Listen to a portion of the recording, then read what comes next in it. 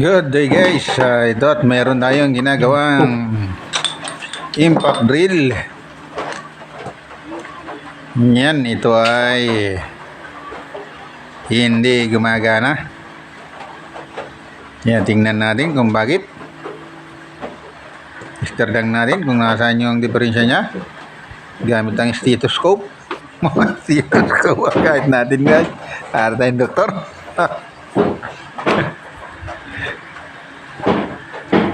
Ayan.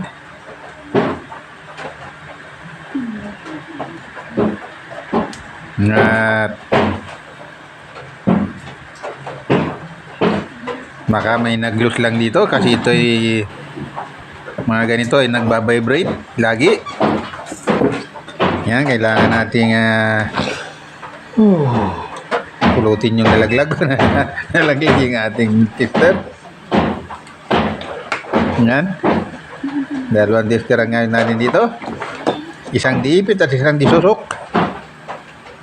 Kailangan ipit at tusok meron tayo para sigurado. Ayan.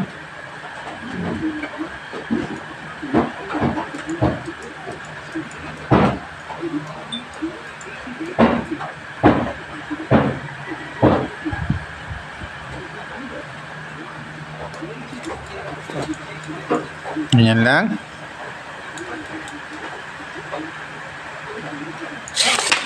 Oy, napindot natin at gumana. Ibig sabihin, may naglulus lang ito. Naglag. Yan, natanggal tuloy yung isang wagkadugtong. Yung wire. Pati yung balot, tanggal. Ibig sabihin, may naglulus lang dito. Kaya siya nalaglag. Yan ang tutuklasin natin kung alin dito yung ating na galaw. Kung alin na nagalaw natin at gumana. Hindi natin na nagulat tayo. Nagulat tayo dito. Muntik na nating madurog yung mga natin. Kister. Mabigat itong motor ito. Ito yung nagbabibrate. Impact nga ito, impact.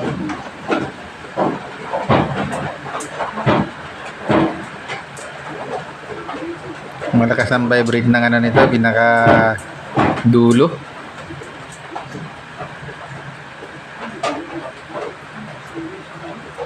Ibang klase ang design nito. Madami na ako na buksan na impact pero ito iba. Kakaiba ang laman nito sa loob.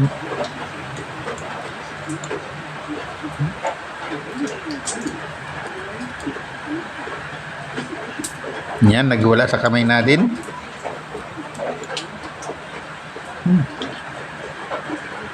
Ibig sabihin ito ay may naglulus lang mga lodi. May naglulus lang siya. Hanapin natin. Siguro kapag ano niya, vibrate niya, siguro ay bumigay yung linya. Ganyan lang yan. Sigurado. Yan, at yan ang ating mga gamit ay ilang araw natin ginagamit yan at hindi tayo nakakalis dito sa mesa na to.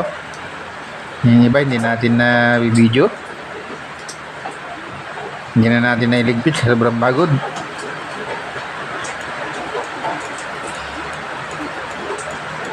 Yan. Tingnan natin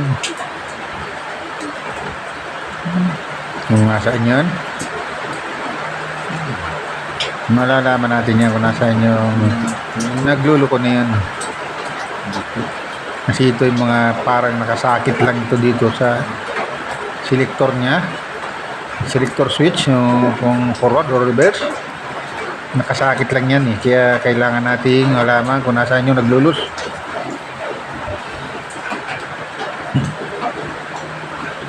Hindi yan totally nakahinang, puro nakasuksok lang yan.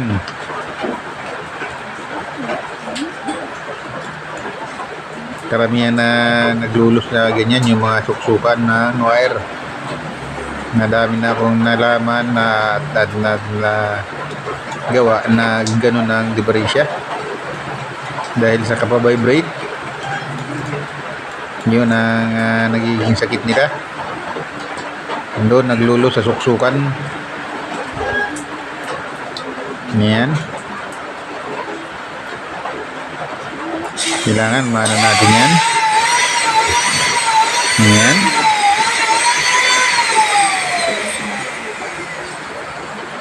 Ibig sabihin yun talaga ang naglulos. Kaya kailangan ay humigpit.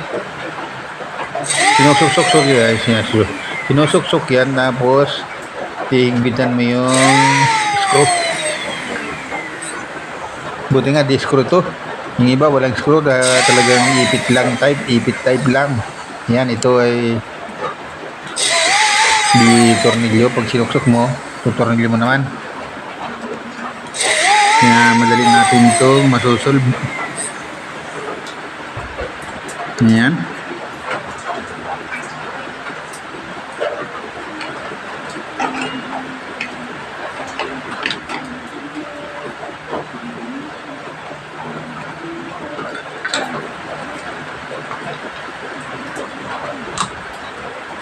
Suksok lang natin dyan sa kanyang pinanggalingan.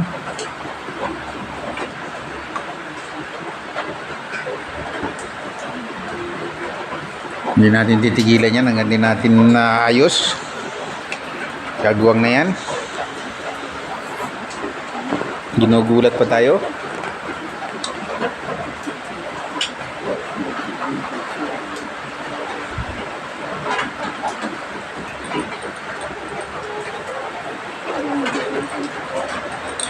Ngayon, tornilyo muna natin dito.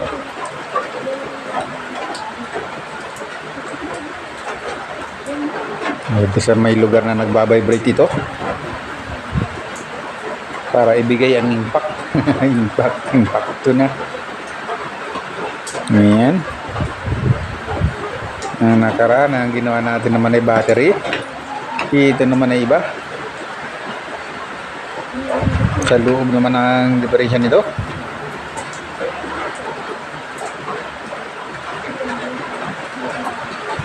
At muntik natin hindi ito may video. Hindi pala gumagana yung ating video kanina. Kagon talaga. Yan.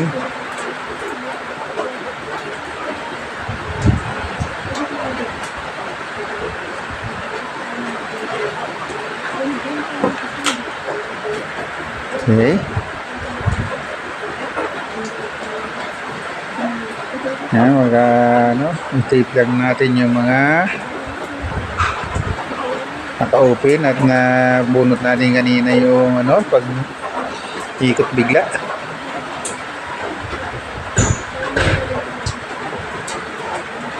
Yan.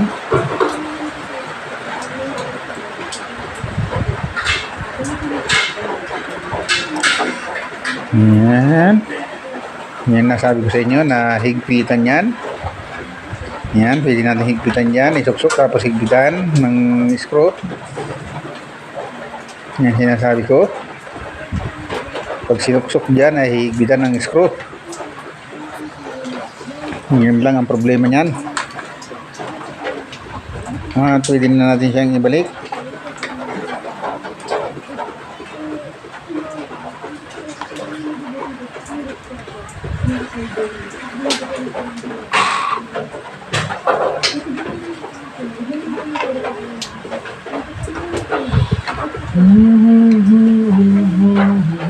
Yan, dito naman nakalagay yung mga switch control niya.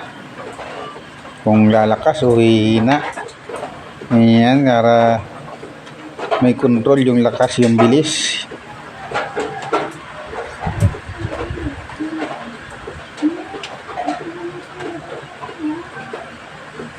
May switching siya dyan. Sa board na maliit na yan.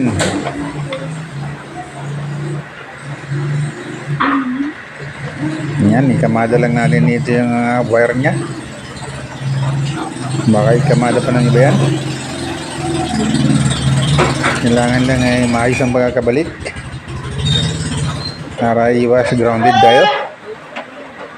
Organize dapat lahat ng mga wiring kung saan na dapat ilagay.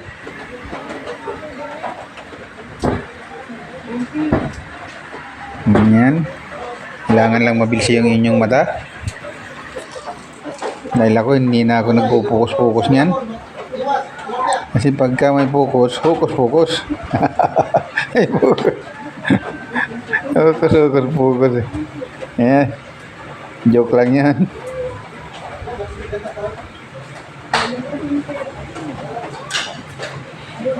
Yan lang.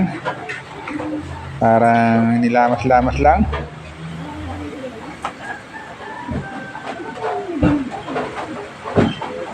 Yan. Parang mas matagal pa yung pagbabalik. Pagbaklas at pagbalik. Kisa dun sa ginawa. Sinilin natin ito ng 15 mil.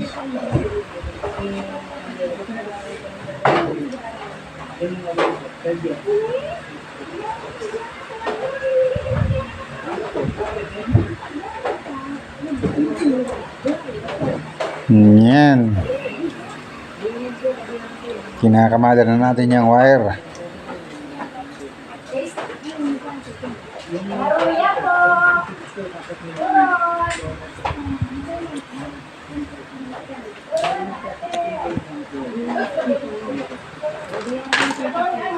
Okay.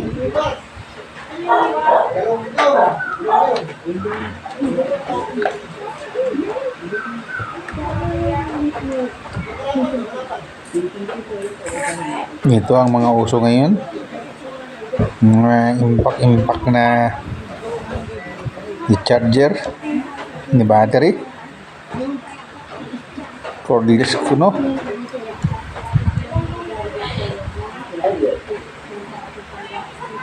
Yan.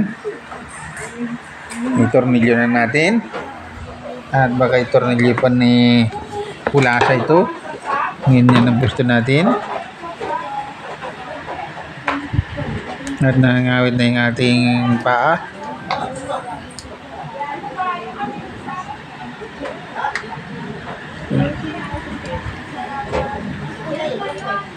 Yun, malapit na nating itornilyo.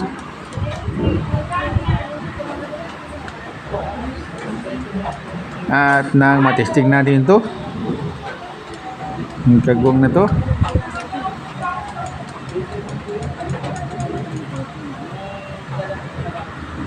yan. I-testing natin yung pindutin. At nakatabingi pa ng kanti. May naibit siguro.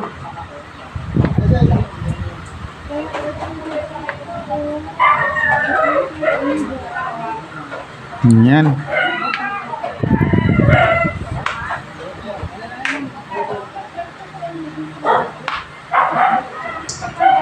Naiipit.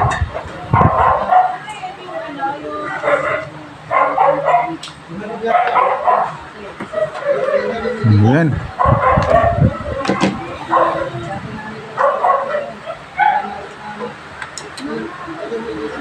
Yan ang dating nakakabit dito mga tornilyo ay flower. Tinanggalan natin. Napakahirap tanggalin.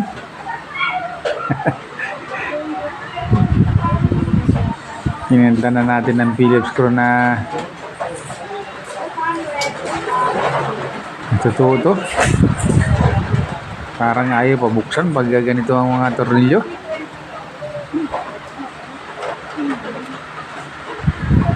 Ito naman tayo sa kaya lang minsan mahirap hanapin yung ating flower na dahil hindi naman lagi nagagamit. Nawawala sa lagayan. Burara kasi yung kagwang.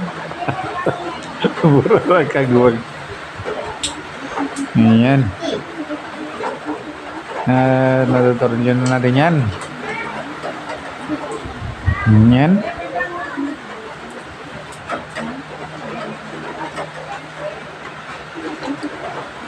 Ayan. Thanks for watching guys. At pakipindot na rin na rin notification bell. At paki-subscribe na rin mga Lodi.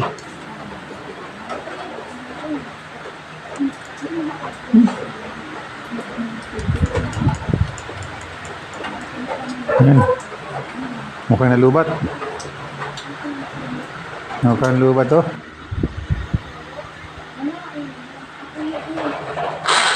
Yan. I-action natin. At